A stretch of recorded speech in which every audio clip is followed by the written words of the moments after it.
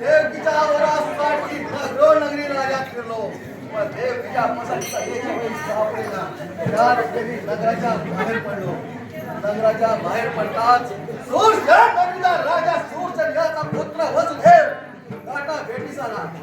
हाच वा देवकीला योग्य आहे हे ठरवून देवकीचं लग्न नक्की करण्यात आलं. देवकीच्या लग्नाची 12 घोड्याची लगाम लावून देवकीच्या लग्नाची मिरवणूक काढण्यात आली.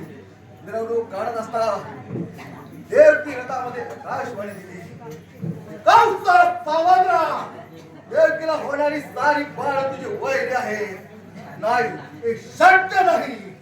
नाही, हे शक्य नाही. नाही, पुन्हा देवकीला आकाशवाणी दिली.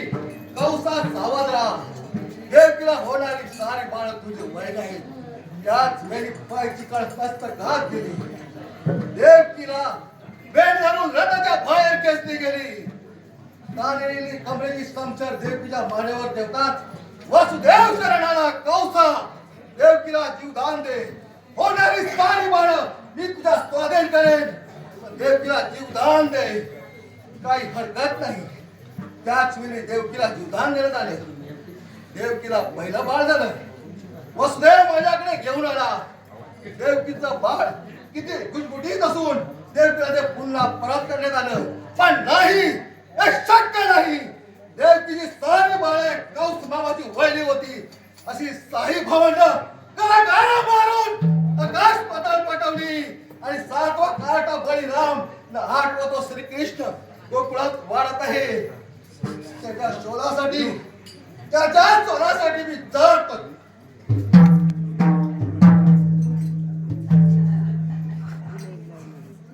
रस्ता चुकलं. पण बाल कृष्ण, अरे तुला तर भेटण्यासाठी मी येत होतो. तू आलास. बस मग या शासनावरती. आग लागो तुमच्या शासनाला. लहान टोळी मोठा गाव घेऊ नकोस. बस माझ्या शासनावर. नाही मामा, आग लागो तुमच्या शासनाला. कृष्ण, या शासनावरती बसण्यासाठी आला नाहीस तर मग कशासाठी आला आहेस?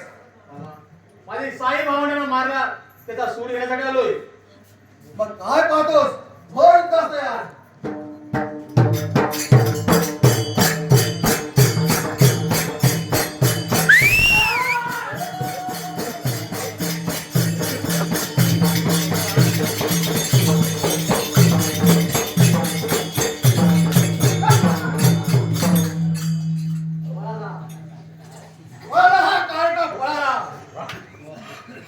जातो पुन्हा त्याच्या शोधी जातो. मामा, कृष्ण, अरे आता तर तू पळून गेला होता. मी माईचं आशीर्वाद घेण्यासाठी गेलो होतो. मग आता जर आशीर्वाद घेतला असतील तर हो युद्ध असतं यार.